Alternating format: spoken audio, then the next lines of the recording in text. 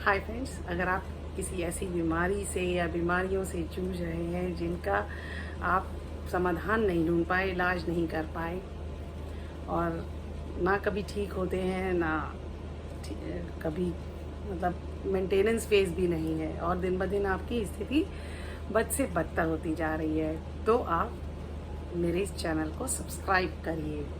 और ये भी बता दूं, क्योंकि आप बहुत जगहों से निराश हो चुके हैं, तो आपको मेरे बताए हुए जो मेथड्स होंगे ट्रीटमेंट के, उन पर जल्दी से विश्वास नहीं आएगा। क्योंकि आपको लगे इतने बड़े बड़े डॉक्टर्स, इतनी बड़ी बड़ी दवाइयाँ, इतने इतने इतने बड़े बड़े टेस्ट हुए, कोई तो कर नहीं पाया। और ये कह रही हैं सिर्फ सांस से ठीक करिए, आप कह रहे हैं पानी से ठीक करो, खाने से ठीक करो, एक्सरसाइज से ठीक करो, yoga, meditation, relaxation, what not. Yes, सबको ऐसे ही लगता है, कोई बात नहीं। और मेरे पास ज़्यादातर वही पेशेंट है जो सब जगह से निराश होते हैं। तो आज हम बात करने वाले हैं स्कोलियोसिस की। स्कोलियोसिस क्या है? स्कोलियोसिस एक ऐसी बीमारी है जिसमें आपकी स्पाइन की जो नॉर्मल पोजीशन है उसके बजाय टेढ़ी मेढ़ी हो जाती है, जिसकी वजह से आपका पोस्चर बहुत ख़राब होता है और आपकी पीठ में कभी मतलब हमेशा दर्द रहता है। और जो हमारी रीढ़ की हड्डी है वो हमारी जैसे मकान की नींव होती है या पिलर्स होते हैं वैसे होती है। तो जो अगर स्कोलियोसिस में आपकी स्पाइन ही टेढ़ी है तो आप ना तो अच्छा परफॉर्म कर पाते हैं और लंबे समय तक काम करना आपके लिए मुश्किल हो जाता है। वजह कोई भी हो सकती है। सबसे बड़ा कारण क्या होता है? हाथ में या पैर में कहीं चोट लगती है, उससे आपकी स्पाइन जो है उस लोड को ले लेती है और डिफॉर्म हो जाती है।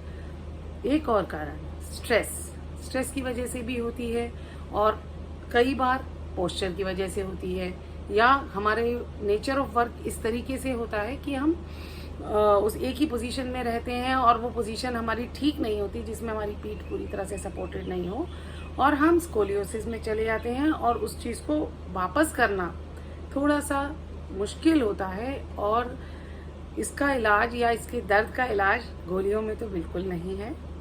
तो आज मैं बिल्कुल सिंपल से इस चीज़ के उपचार बताने वाली हूँ, ट्रीटमेंट बताने वाली हूँ। तो सबसे पहला उपचार जहाँ से शुरू होता है, अगर आप बिल्कुल बिस्तर से नहीं उठ पा रहे तब भी इसको कर पाएंगे। आप बिल्कुल पीठ के बल ऐसे करके लेट गए, ठीक है। लेटने के बाद आपको क्या करना है? अब लेट गए बिल्कुल सीधे शवासन में, मेरे ज़्यादातर इलाज शवासन में होते हैं। तो आप जब सीधे तरीके से लेट गए तो आप पाएंगे कि आपकी स्पाइन पूरी तरह से आपके जिस चीज़ पर लेटे हुए हैं उस पर नहीं टच कर रही है। You can not feel that, it's okay. तो अब आपको क्या करना है? तो अब बेहतर होगा आप अपनी आंखें शुरुआत में बंद कर लें, क्योंकि ध्यान लगाने के लिए, अंदर कुछ भी महसूस करने के लिए आपकी अगर आंखें बंद होती हैं तो सारा जो ध्यान का जो फोर्स है वो एक जगह आपका काम करता है, आपको कंसंट्रेट कर देते हैं, तो कंसंट्रेशन में मदद मिलती है। अब आपने क्या करना है? लेट गए। लेटने के बाद आप अपने हिप्स की तरफ ध्यान लगाइए। आप देखेंगे आपके एक हिप ऊपर है, एक नीचे है, ठीक है। तो आपको क्या करना है? आप एक्सहेल कर रहे हैं, इनहेल कर रहे हैं और साथ के साथ आपका ध्यान चल रहा है। तो फिर ऐसे होगा, धीरे धीरे, टाइम लगेगा। जैसे मेरे हाथ घूम रहे हैं इतनी जल्दी जल्दी नहीं होगा, तो ऐसे ऐसे ऐसे होता जाएगा, ठीक है। अब वो वाला पोर्शन आपका बहुत कुछ ठीक हो गया, या हो सकता है आपको वो ठीक हो, उसके बाद आप ऊपर आएंगे, ऊपर का पोर्शन आप फील नहीं कर रहे हैं, दैट इज कोई आपको पेरिफेरली यानी सतही तौर से कोई फीलिंग नहीं है। तो इस तरीके से जब आप धीरे धीरे ट्रैवल करेंगे, 1 महीना 2 महीना भी लग सकता है, जब अपने ध्यान से आप अपनी स्पाइन को उससे बेड से या योगा मैट से आप फील करते जाएंगे, टच करते जाएंगे, एक समय आएगा जब इक्वल होने लगेगा।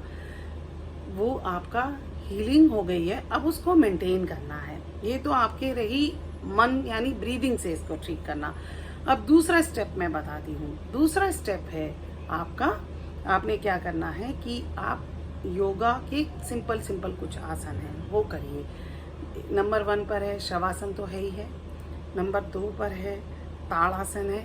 अगर आपको योगा के बारे में इस एस्पेक्ट की कोई भी जानकारी चाहिए तो मेरी बुक है yoga in the light of Sufism, उसको पढ़िए, सिंपल तरीके हैं, सब कुछ है। अमेज़ॉन किंडल एडिशन अवेलेबल है। तो अब आपने क्या करना है कि सेतुबंध आसन करना है, सबसे पहले ताड़ासन करना है, ठीक है। उसके बाद आपने सेतुबंध आसन करना है, वो भी कोई भी कर सकता है, जिसमें सांस चल रही है वो सब कर सकते हैं। मतलब धीरे कम होगा, रेंज ऑफ मोशन आप कम रखिए, कोई बात नहीं, लेकिन जितनी भी रेंज ऑफ मोशन करिए अपनी कॉन्शियस जगाए रखिए कि कहाँ पर मैं कितना मूव कर रही हूँ।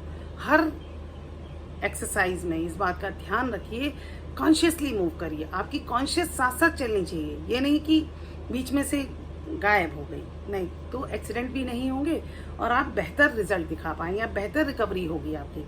तो आपने क्या करना है कि आप उस चीज़ को सबसे पहले आपने शवासन किया, पूरी बॉडी को अच्छे से फील किया, महसूस किया। आंखें बंद करिए, लेकिन आपकी जो टच की जो थेरेपी है, यानी टच से आप सब कुछ देखिए। हाँ,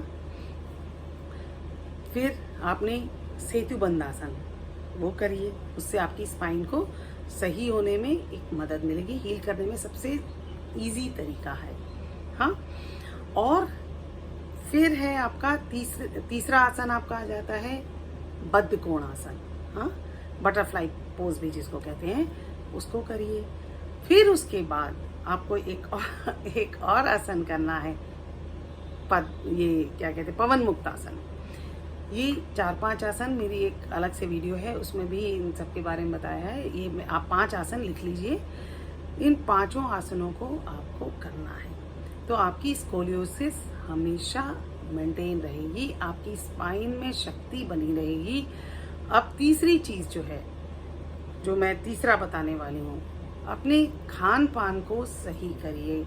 जैसे आप प्रोटीन भी खाइए, आपका खाना हमेशा न्यूट्रिशियस रहेगा, तो ये सारी चीज़ें आपको बेहतर रिजल्ट दिखा पाएंगी। तो आप इससे स्कोलियोसिस जो बहुत बड़ी समस्या है, अब आज के बाद तो नहीं रहनी चाहिए, और ये मेरा बिल्कुल आजमाया हुआ है, कभी भी धोखा नहीं देगा। और अगर आप मुझसे जड़ी बूटियों की बात करें तो इसमें जटामासी, अश्वगंधा, ये 2 बहुत इफेक्टिव रहती है। जटामासी की स्टीम लीजिए, लेकिन जटामासी की स्टीम लेते वक्त ध्यान रखिए आप उन दिनों मेंस्ट्रुएशन में ना हो, पीरियड का समय नहीं होना चाहिए, वो फ्लो बहुत बढ़ जाएगा। हाँ, और अश्वगंधा आप हमेशा ले सकते हैं। फिर मिलते हैं एक नई समस्या और एक नया निदान। Thank you.